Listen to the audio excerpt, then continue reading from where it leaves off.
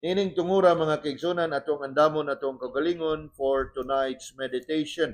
And for tonight's meditation, I invite you to open your Bibles to the book of Acts. The book of Acts chapter 23.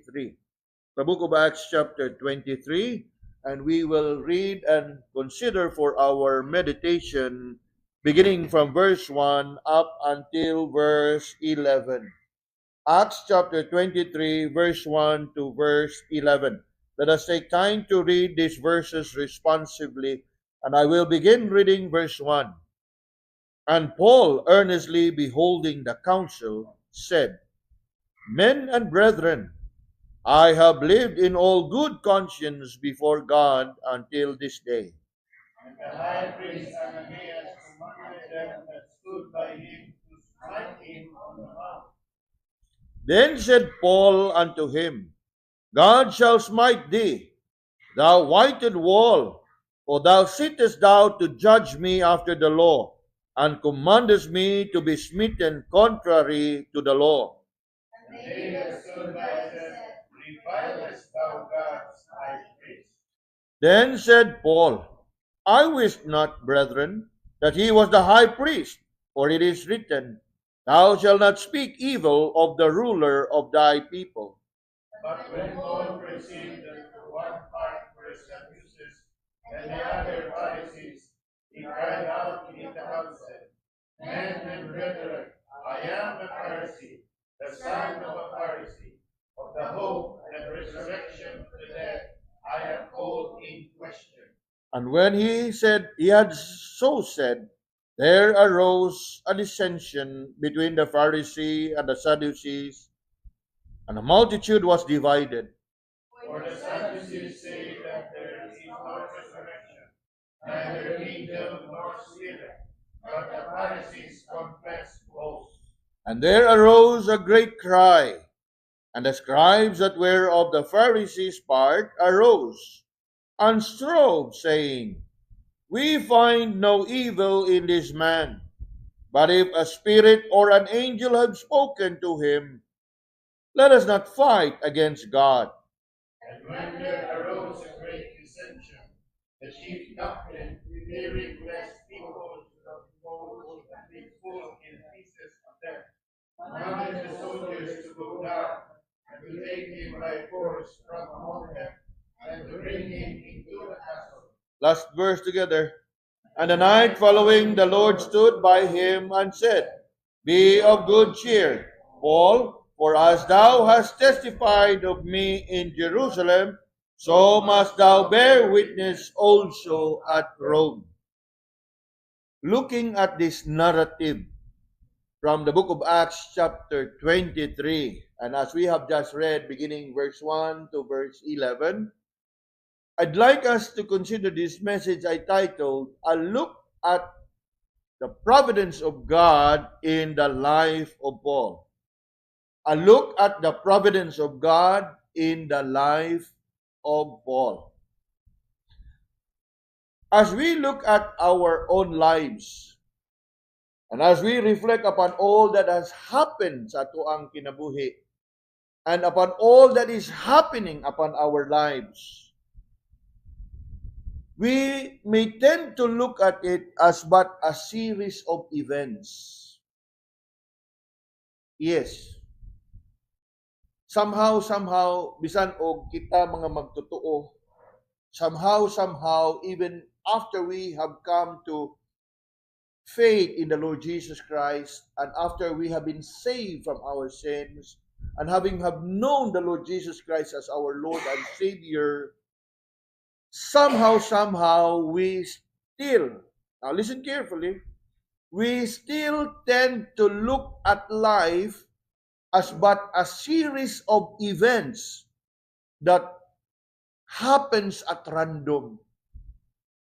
Mura ba og daw ang atong panglantaw sa kinabuhi sama ra gyapon sa atong panglantaw kaniadto sa wa pa ta kaila sa Ginoo.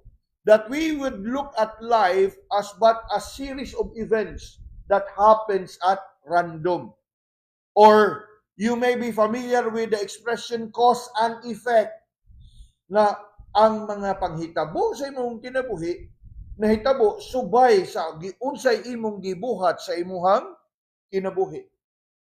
While it is true, mga kaigsunan, but over and above such a secular view, please know na kung ikaw anak sa Ginoo, you should know na ang tanan na hitabo sa imong kinabuhi is not just a series of events that took place at random.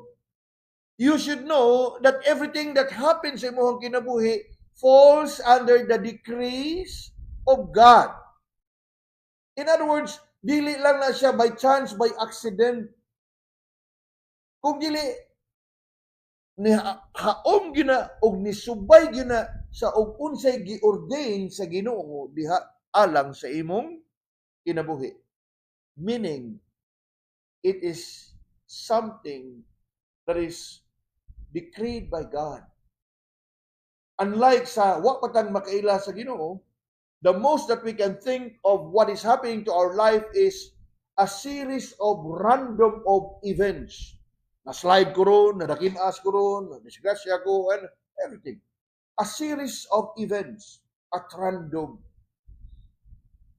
Apan, unta, kung ikaw anaanas pagtuo, especially og taon-taon ka naanas pagtuo, I hope na you have gone beyond that understanding that our life is but a series of random events, but come to that understanding that everything that happens to our life falls under the decree of God. Either it is purpose or permitted.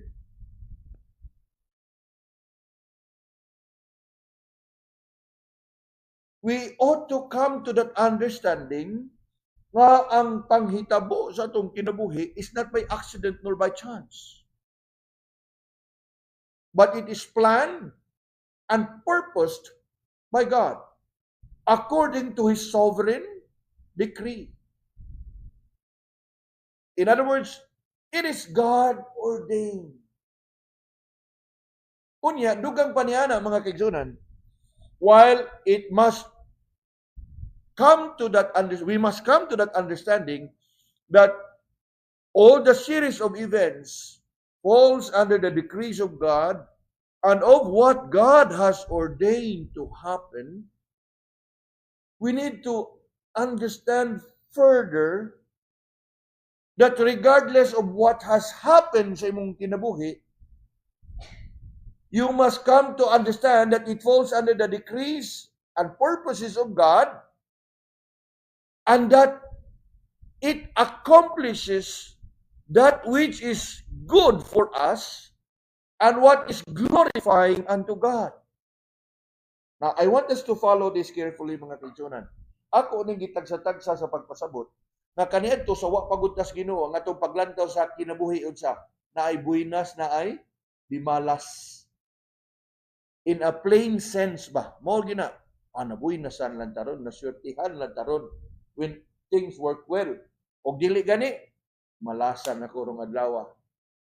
So I hope nga karon nga naa natas pagtuo, wa na taana nga pagpanglantaw sa kinabuhi. But rather nga nakasabot kita nga regardless og bati og maayo ang nahitabo nimo, you should know that it falls under the decrees of God. And knowing that it falls under the decrees of God, you should know that it will always work out for good. And that is what we're going to consider by looking at this passage before us, mga kaigsunan. As we think about what is happening sa atuang kinabuhi, you must understand that yes, everything that happens as a natural turnout of events. Natural. There is cause and effect. But in the midst and behind that natural turnout of events, we must understand that there is something supernatural. In other words, nga sa tanan nga atong gihimo og nahitabo sa atong kinabuhi, supernatural in a way nga dili ato, kung dili iya sa Ginoo. In everything that happens naturally in our life, we need to understand that behind it are supernatural plans and purposes of God that is working out His purposes in our lives. And that is what we call providence. God's providence. The providence of God is present in each of our lives. Bisan pa man og nakasabot ta niya na og wa, bisan pa man og aware ta niya na og wa, we must come to a point of understanding that all of our life falls under the providence of God. Dili ni siya ato ang itugyan lang sama kaniadto sa wata sa kailas Ginoo, mao gini akong kapalaran. Mao gini dagan sa ako ang kinabuhi. We must come to realize that God in all His wisdom and in His sovereignty have seen to it that everything that happens does not happen by chance, but rather it falls under His plans and purposes, things that He has decreed from eternity, things that He has ordained even before the foundation of the world. And as we reflect upon this, mga kaigsunan, the providence of God is present in each of our lives and in every affair of our lives. In fact, if you look at all that is recorded in the Bible,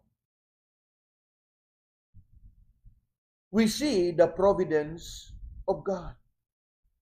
Kay ang tanan iyang gitakda. Ang tanan nga atong mabasa, it falls under the sovereign decree of God. But to highlight a few, we find the providence of God portrayed prominently, for one, in the life of Joseph. We know very well ang kinabuhi ni Joseph. Puno sa kalisod, one after another. Apan we know very well og unsay outcome og sangputanan sa dagan sa iyahang kinabuhi.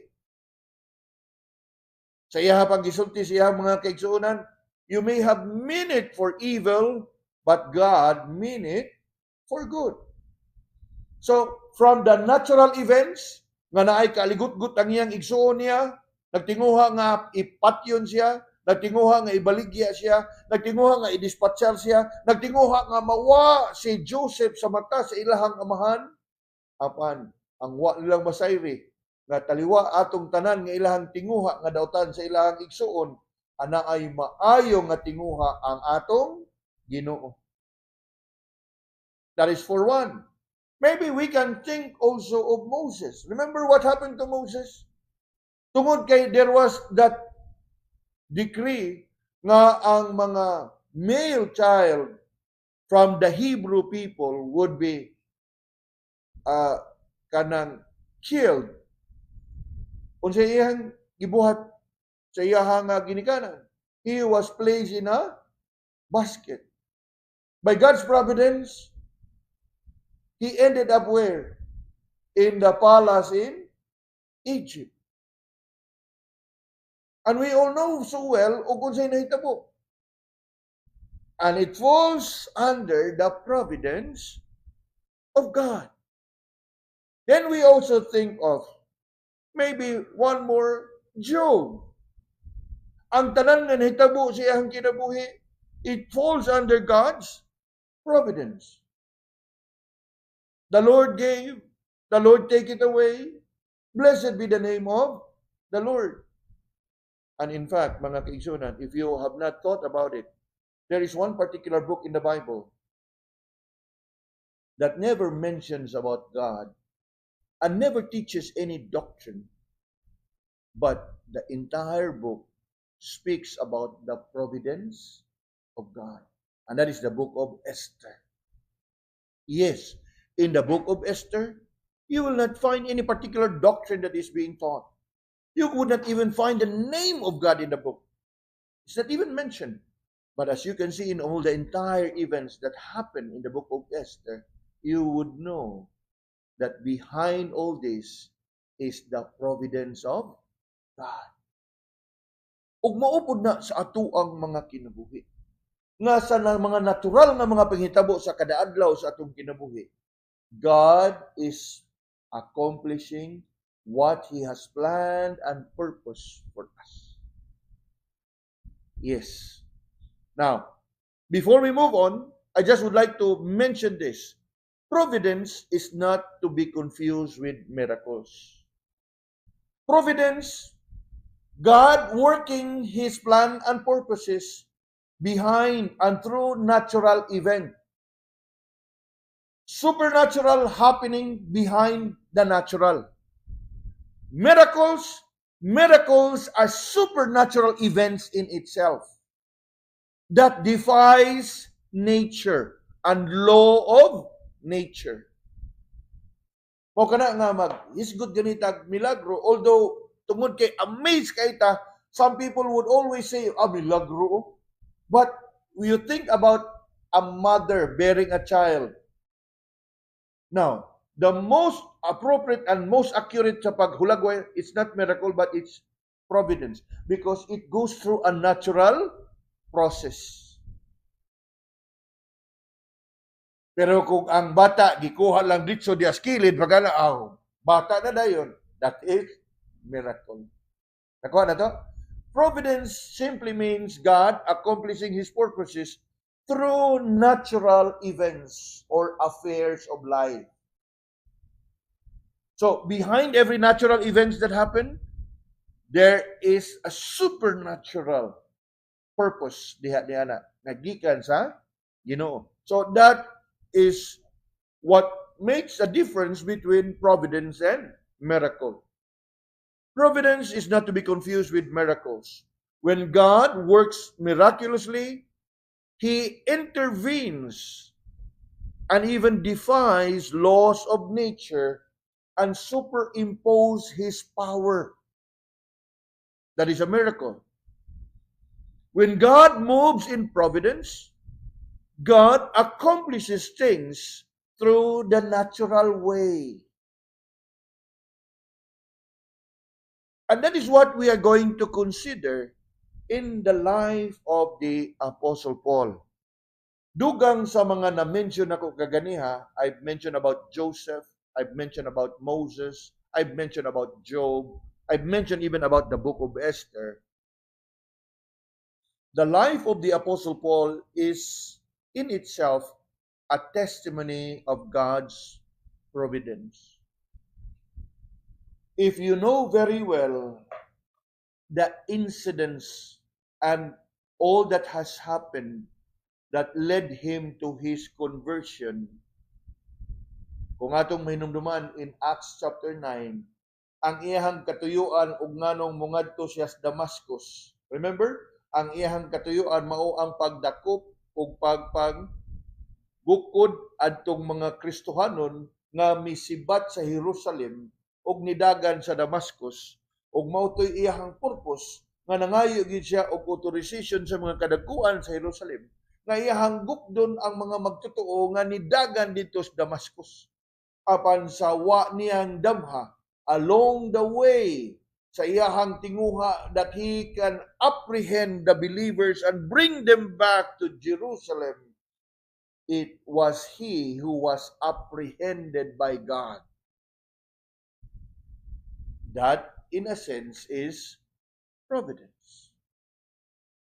Nga sa ingon niya nga paagi, siya nakaila sa atong Ginoo. Then as we think about his calling into the ministry, it is all by God's providence. Ngano? Kay kung atong balik-balikan, si Apostle Paul, sa wa pa siya tawagas kaluwasan, ug wa pa siya tawagas sa ministry, he was well trained in the law. He was well trained in the Old Testament.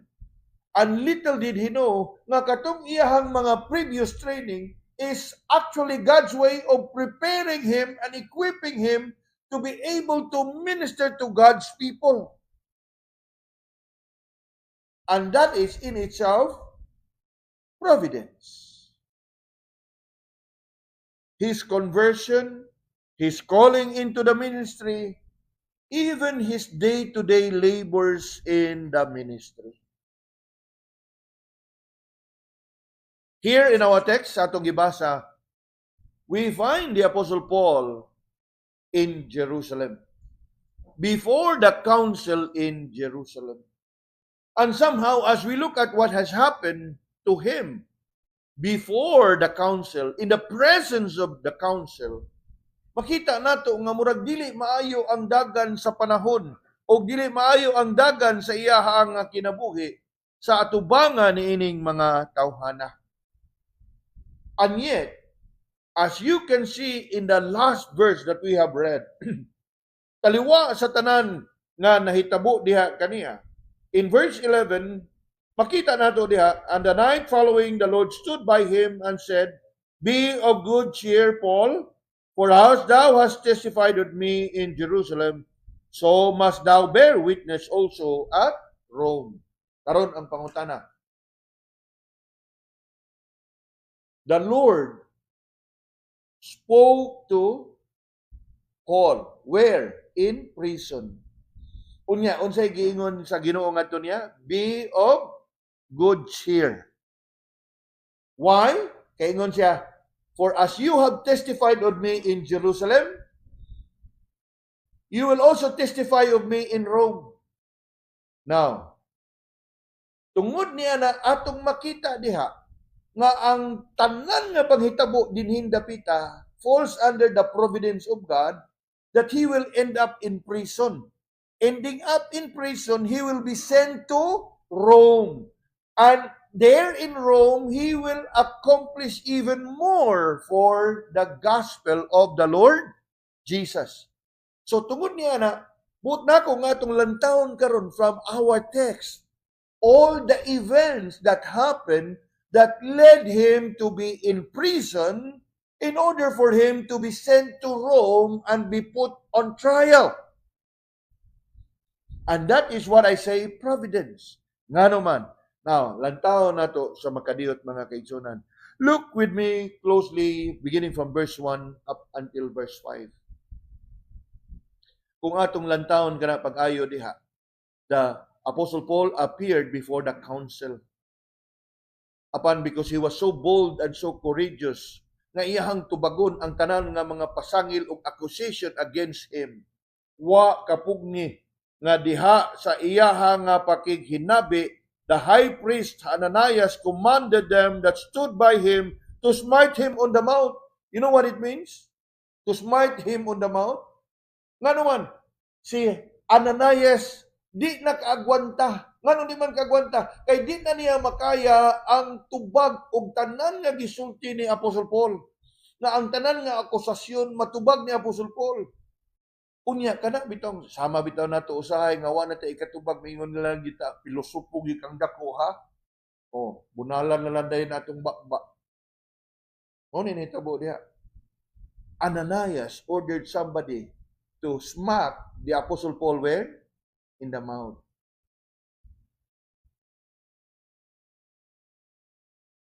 He was smitten before the council. Oh, after which, if you can come down quick in verse 6, nga sa diha nga nakita ni Apostle Paul nga ang konseho is made up of Sadducees and Pharisees, he cried out in the council, Men and brethren, I am a Pharisee, the son of a Pharisee, of the hope and the resurrection of the dead, I am called in question. Now, ang konseho, according to the text, is made up of mixed multitude. On one hand, there were Sadducees in the council. On the other hand, there were Pharisees in the council. You know, Sadducees and Pharisees, they may share one thing in common, that they are against Christ. But they themselves had issue between them. Nga naman, ang Sadducee does not believe in the resurrection. They don't believe in spirit and angels. On the other hand, the Pharisees believe in all this, although they don't believe in the gospel of the Lord Jesus Christ. But somehow, by God's providence, nisulti si Apostle Paul nga, ako usa ka magtotoo sa pagkabanhaw. So tungod sa iyang pagsulti lamang ni ana, wa siya moingon nga ako dapig ko sa Parisi, pero ingon siya nga ako magtotoo sa pagkabanhaw. Obviously because he himself, prior to his conversion, he was a Pharisee. Hinumdum ta na, di ba? So, ang iya rin itong gisulti, pagpadayag sa iyang gituhuan, that I am a believer in the resurrection. Now, sawa niya damha sa pagsulti ni ana, imbis nga kaaway unta niya ang mga Parisiyo, murag daw ni dapig naman hinuon ang Parisiyo diha niya. Lantaw na to verse 7. And when he had so said, there arose a what? A dissension. Imbis unta usan ni sila ka grupo, they are trying to persecute Paul, sila na hinuon roy away. Now, mingon mo nga, wise good ni si Paul, that clever good ni si Paul. No, it was providence.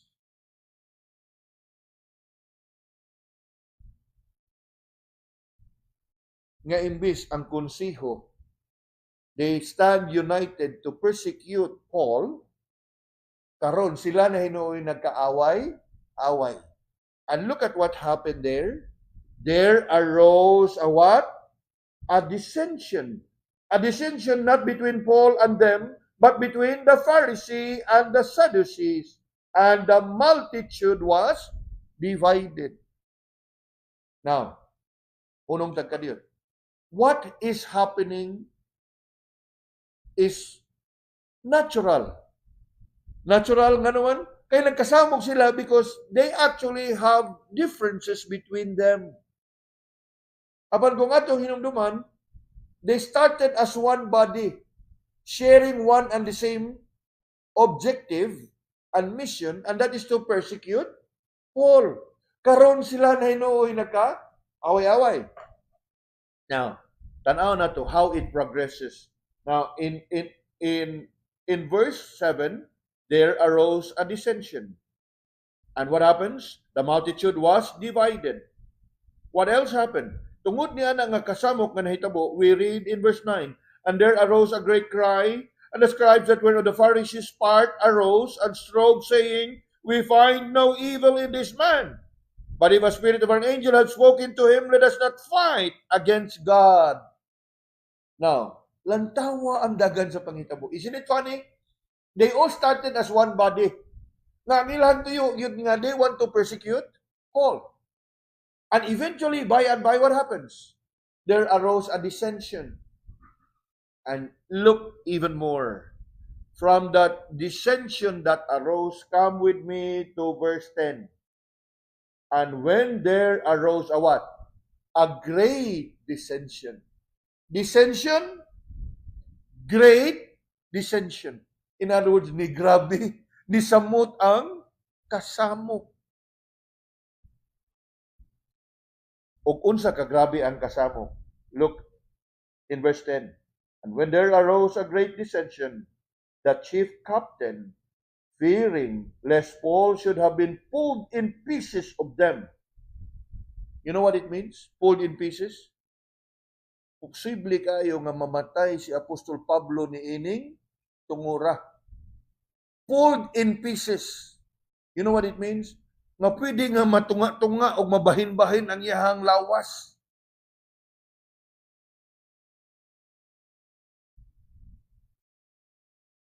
Now, I want us to absorb everything nga ito ang gidungog. Describe it diya sa inyong kasing-kasing o gunahon na. Grabe nga kasamok to the point nga pwede nga magkunis-kunis ang lawas ni Paul. And I want us to look at how the providence of God is working. Nga naman, tungod sa maong dagan sa panghitabo, you look closely in verse 10. The chief captain, fearing lest Paul should have been pulled in pieces of them, commanded that the soldiers to go down to take him by force from among them to bring him into the castle. In other words, sa dagan sa panghitabo, nakita sa hipi sa mga kasundaluhan o sa mga kapulisan sa ilahang panahon nga delikado ang kinabuhi ni Apostol Paul ug unsay ang gihimo. Gimanduan niya ang iyang mga kasundaluhan. For what? For the safety of the Apostle Paul. In other words nga, ilaha nga gikuha si Apostle Paul from among the crowd, from among the mob, and brought him to the castle. Now, that word castle there is actually a headquarters. Ug sa tuwa pa, a police office for safekeeping. Are we following? So I want us to see in here how God works out His providence in what seemed to be a natural event. Walay milagro nga nawa lang kalit si Paul dito. It was natural. Turn out of events, natural, but with a supernatural purpose. Now, in going through all this, mga kaigsunan, buot na ko nga atong malantawan ang atong kinabuhi. Nga sa kada adlaw, we go through a series of events, ups and downs, burden and cares, struggles, difficulties, hardship, distresses, dangers, diseases, whatever. What I want us to understand is behind all this, and one thing you can be sure is that there is a providence of God. And so as we think about all that has happened to Paul here, I want us to understand that the providence of God, listen carefully, the providence of God does not mean that only good things will happen to us. In fact, most of the time, mga lisod na mga paghitabo atong masugatan. Ako mas na? Providence does not mean that only good things will happen to us, and not only good things will come our way. In fact, earlier in Acts chapter 16, we know very well what happened. Paul and Silas, they were in prison in Philippi. And we know very well what happened there. One fine evening, while they were praising the Lord, there was a great earthquake, and it broke the walls and the bars of the Philippian jail. Unya, nagtuo ang nagbantay kanila nga nawa na sila. Upon we know very well what happened, right? It was providential. Kaya ang maong panghitabo has led to the Philippian jailer and his house to come to faith in the Lord Jesus. In Acts chapter 17, yes, there was a great tumult in Thessalonica. Nga diin, adunay mga tao nga nagtinguha nga mupatay kang Paul. And yet, by God's providence, the brethren in Thessalonica have arranged Paul to leave Thessalonica, keeping him safe from the hands of those people who wanted to kill him. So, niadtong mga panahon na, makaingon ka nga, all things good, may tabo niya, di ba? But in this case, it seemed to be bad. Nga naman, verse 1 o verse 2 balandahan, gisagpa na iyang bakba.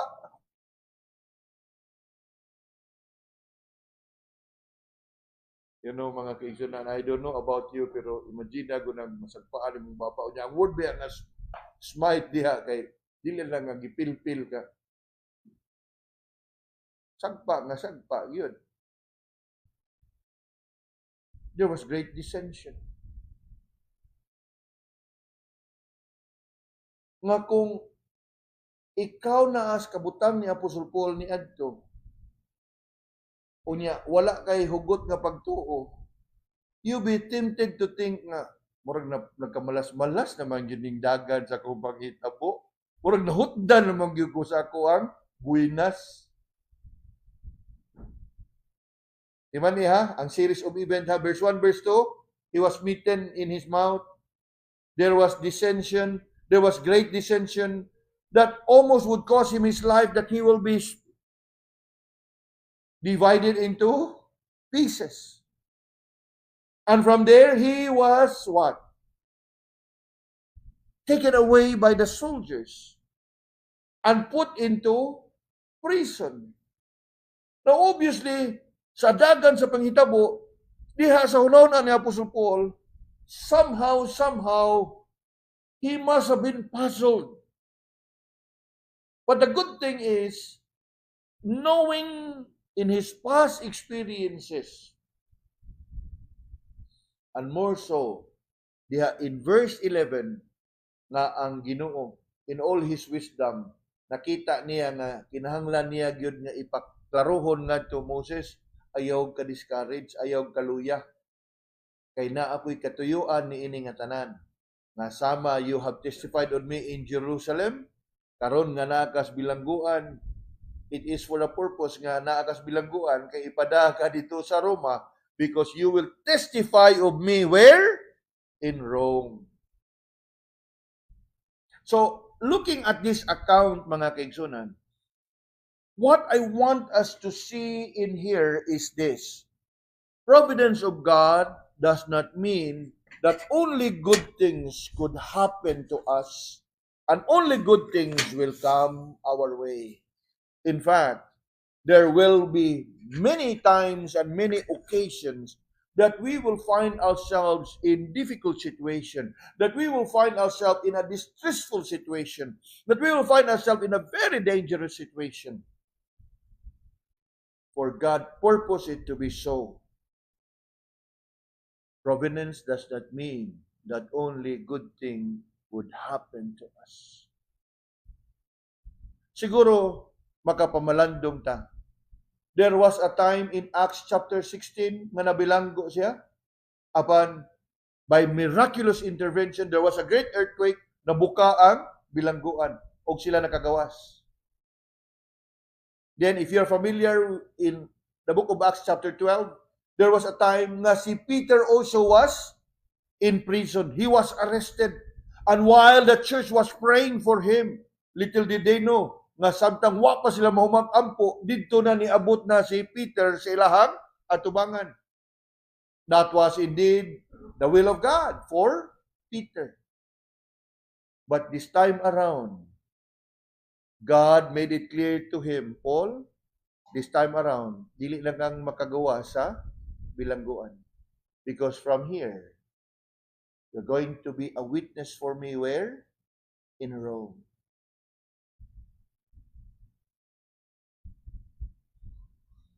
Now, ako na yung gi-highlight diha kaninyo in order for us to realize that God's providence does not mean that only good thing can happen to us Christians.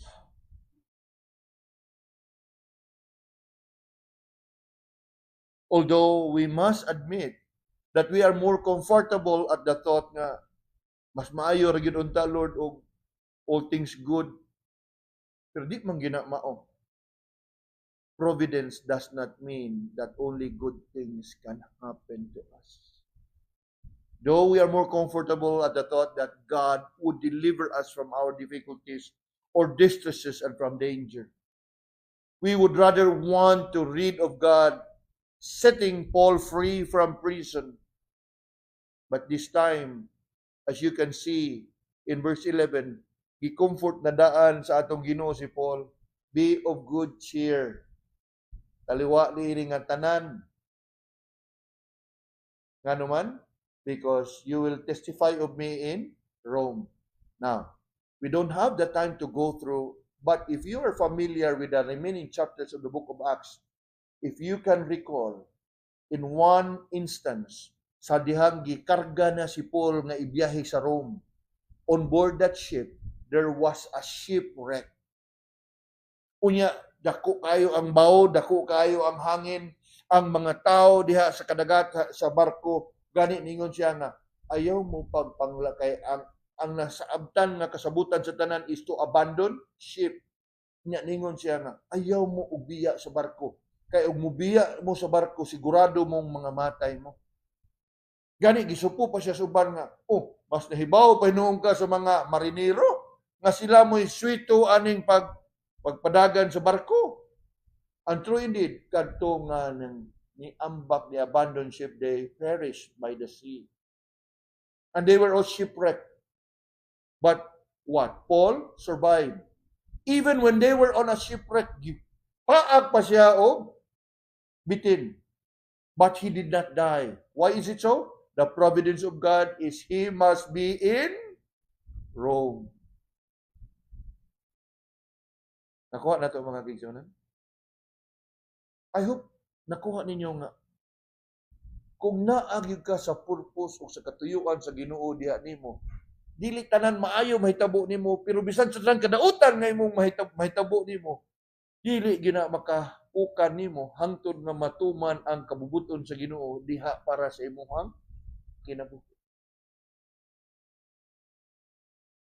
You can even look upon your own lives, even as I look upon my own life. You know, there were instances akong kinabuhi, sa karaan atong kinabuhi kaniadto nga I could have died at that point. I could have been dead at that point. I could have perished at that point in my life. And yet, taliwa sa mga panghitabo, I can only look back and rejoice mo ini the providence of God. Mas ato ang paglantaw ni ini kagabion mga kaigsunan. Yes, I know nga even sa atong pagnganhil daghang mga kasamok ang kasamok sa atong kasing-kasing ug una-una. Nagkalilain suliran, nagkalilain nga mga challenges nga atong giatubang. You need to understand, providence does not mean that only good thing will happen to us. Not only good thing will come our way. We must be ready sa pagdawat ana nga kamatuoran. Ikaduha mga kaigsunan, providence does not mean that only good things happen to us and will come our way. Ikaduha, providence will see us through to accomplish God's purpose.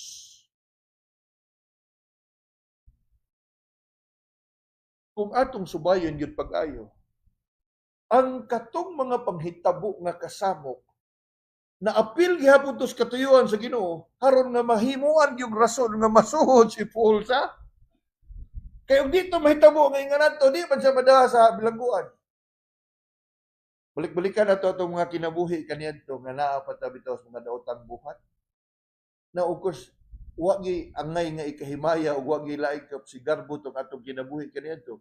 Pero somehow taliwa ni atong tanan naa gyapon karon makaingon ta nga lagi katuyuan ng Ginoo diadto. Kay wa pa gitong mahitabo nato tanan, di man ta mo surrender sa Ginoo.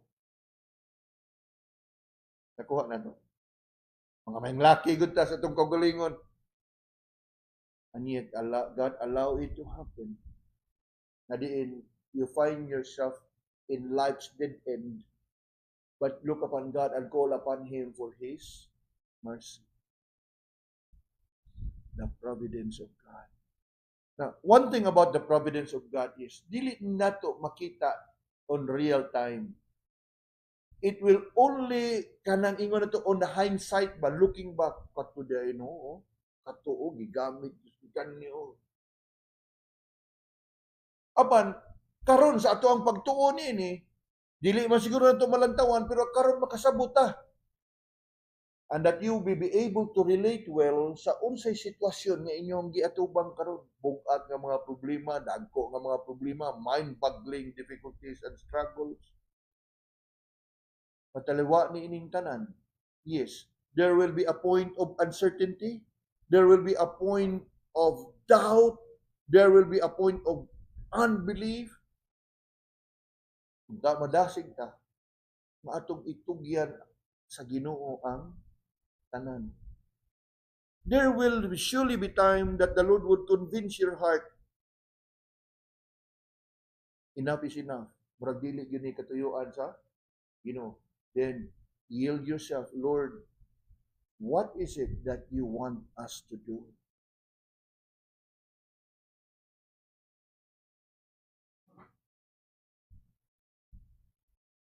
Providence will see us through to accomplish God's purpose.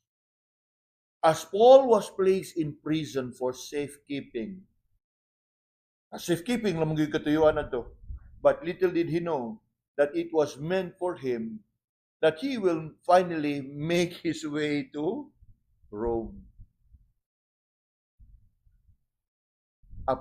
Not without a comforting words from the Lord.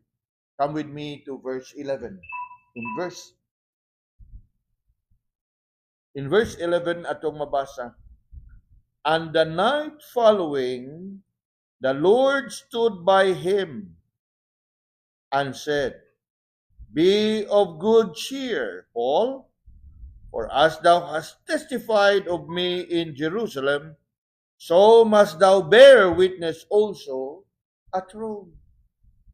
Maingon nato nga, it was God's way of comforting Paul.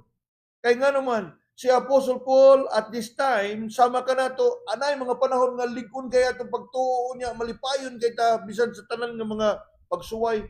But there are what we call threshold. Threshold ba nga mura ba, diha lagi kutupo niya murag, mubigay ka, mawadan ka sa pagtuo. Now, this was God's way of comforting Paul and assuring him, ayaw kabala ka, Paul, kay kaning imuhang pagkabilan ko is not meant that you will kanang be out of service.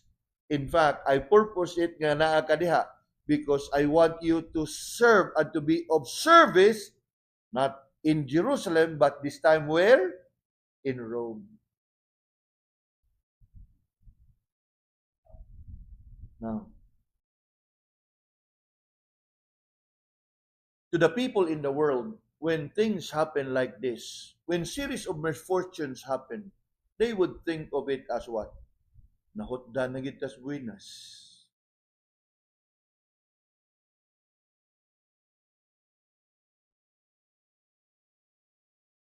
Whereas for a believer, it may cause us to reflect and examine ourselves, whether we have done anything wrong and we may have offended God, which can be one of the reasons.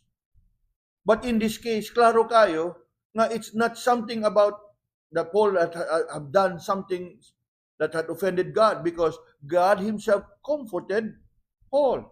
Be of good cheer. Now, karon mao na yung pangutana nato. Kay I am sure kita even giningatong tigom dire, daghantag mga pangutana sa tong kagalingon. Siguro ang uban nato mingon nga, ayahay si Apostle Paul kay istorya direct line man sila ni Kuan, ma-video chat man sila sa tong Ginoo. Kita, of course, dili man siguro parehas kang Paul, pero naa ang pulong sa Ginoo. Nakuha na to? Yes, in a sense nga, special to ang kang Paul kay the Lord appeared to him, God. Ingon pa na to, og sa ato apat termino ron, video chat, yun, video call. Storya yun sila.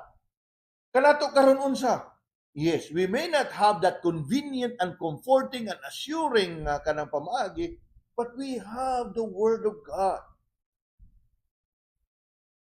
Be of good cheer. So sa mga sitwasyon, na mga panahon ba? Yes, you are somewhat entangled in one situation as if there's a deadlock, a deadlock nga. Dili kang kalihok kay gapaabot yung kaani and you are hopeful nga kani ihatag ni Jesus Ginoo nimo. Then it is about time diya sa imuhang kaugalingon nga, Lord, show us. Now, sa pag-ingon nato nga show us, dili ingon nga kanang mga sign of show us. Somehow naa sa pulong sa Ginoo, ikaw mismo, you will personally see to it. And you must be sensitive. And sensitive in a way nga enough is enough. Yes, mao ni Lord. Some people would come and ask me, some people would inquire, I can only give principles. I can only give you the scriptures. Unless it is so clear, parehas na lang limutan nga, Pastor, nagyugmag yung kuha niya. Ganahang yung nga pagpakasalan niya, kay love na ko siya, pero di man siya magtotoo. So, makaingon yung nga, dili ginawil sa Ginoo. There are instances nga klaro, pero there are instances nga you are in a way hanging. So, ang imo ra gyud is, yes, pray and ask the Lord. Kay ang Ginoo na yung mga panahon nga siya gyud makiginabi nimo diha pinaagi sa iyahang pulong. Kay nga naman, we cannot be on a deadlock all our life.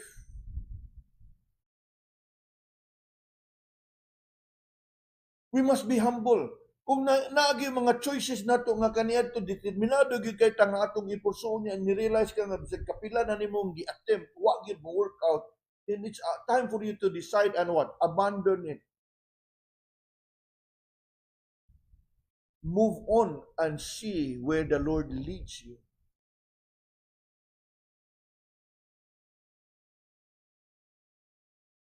Nga naman, because providence of God will see us through to accomplish it.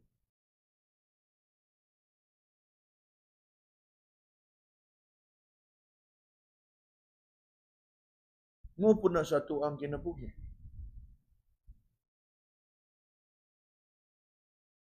Now, as far as ministry is concerned, dihay mga pila ka okasyon in the past. I've shared it with you even earlier on when there was a time even before COVID, I've shared to the church nga I'm praying that I can go somewhere south. And I would take leave at the time na pa si Elder Richard na I would take leave nga I'm praying that I can go somewhere south and start a work there. But things happen nga mura og nakita na ko by God's grace nga mura dili. And with all the turnout of events, so I just naturally give it up. Then there was another attempt, if you can remember. We were trying to really establish a mission work in Sambuan. All systems go. Year 2021, we're supposed to have that mission trip. December 16, niabot si Odette. Ang tanan nga pagpanganab nawa. Now, it's not that wa na ta maghunona sa buluhaton sa Ginoo. I take it to mean nga dili gito siya. Ingon ana, dili man ka pwede nga ma-entangle ka sa usa. You have to carefully and prayerfully consider other options.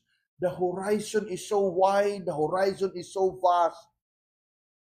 Na pwede nimo malantawan, trusting in God's providence. Nga og tan-aw nimo nga dili gyud then you cannot be on a deadlock all your life. Nga daghan pa looking back ingon ko daghan pa day unta sa option, no? But you miss it all because you have been focused on one thing.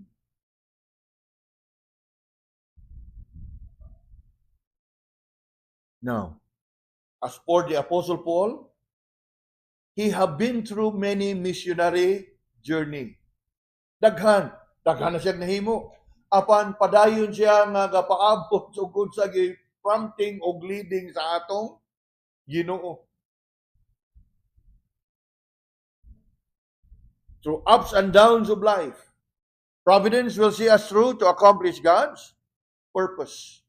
And true indeed, the Lord made it clear to him, be of good cheer, Paul, for as thou hast testified of me in Jerusalem, so must thou bear witness also at Rome. And you know what? If you are familiar with Paul's letter to the Philippians, turn your Bibles to Philippians chapter 1, verse 12 to 17. Philippians chapter 1, verse 12 to 17. Look here. Ingon diha, but I would ye should understand, brethren, that the things which happened to me have what? Fallen out rather unto the furtherance of the gospel, so that my bonds, ang akong pagkabilanggo diha pinagi kang Kristo, my bonds in Christ are manifest in all the palace and in all other places. And many of the brethren in the Lord, waxing confident of my bonds, are much more bold to speak the word without fear. Some indeed preach Christ even of envy and strife, and some also of goodwill. The one preach Christ of contention, not sincerely, supposing to add affliction to my bonds, but the other of love, knowing that I am set for the defense of the gospel. In other words, nasabtan yun pag-ayo ni Apostle Paul ang katuyuan sa Ginoo nganong gipada siya dito sa Roma isip usa ka binilanggo. And you look at how he described it, for the furtherance of the gospel. Now, kanus pa mahitabo nga inana na naakas bilangguan, unya naakas sa bilangguan, obviously imo na limitado din ako ka sangyaw ani kay naakos bilangguan. But you look at how Paul look at it. Naatod ko sa bilangguan pero nakapadayon ko sa pagsangyaw sa ebanghelyo. Unya dili lang nga siya kaysa iyahang pagkabilanggo, dihay mga kaigsunan nga who rise up to the occasion nga wa si Paul kita nay mo sangyaw sa ebanghelyo. So ato pa, the work has been multiplied.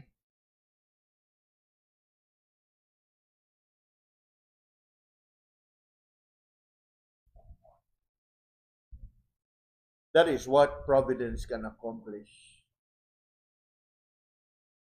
It is not just accomplishing what God has purposed for us, but also for others.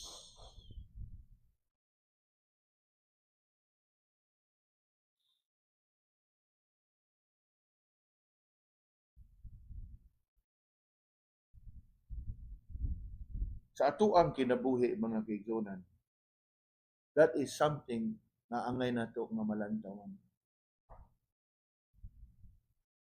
Of course, I can only speak from the scriptures, and I can only share with you the principles from the scriptures. Unless I would have a brighter and a clearer and accurate picture, then that's the most that I can do to encourage you nga kamo sa inyong kagalingon can prayerfully consider sa inyong mga lakang.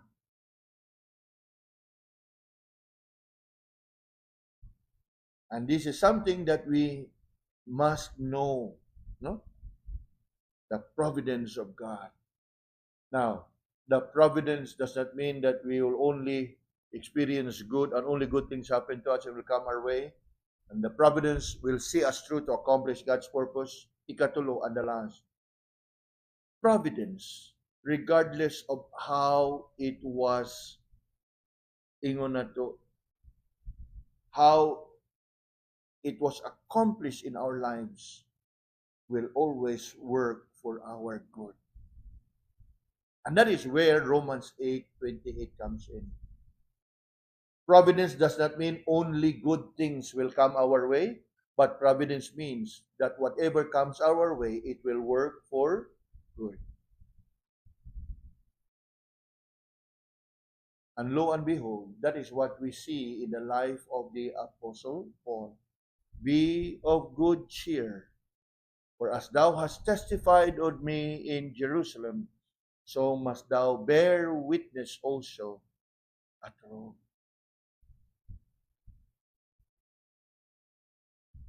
Kaliwa niini nga tanan.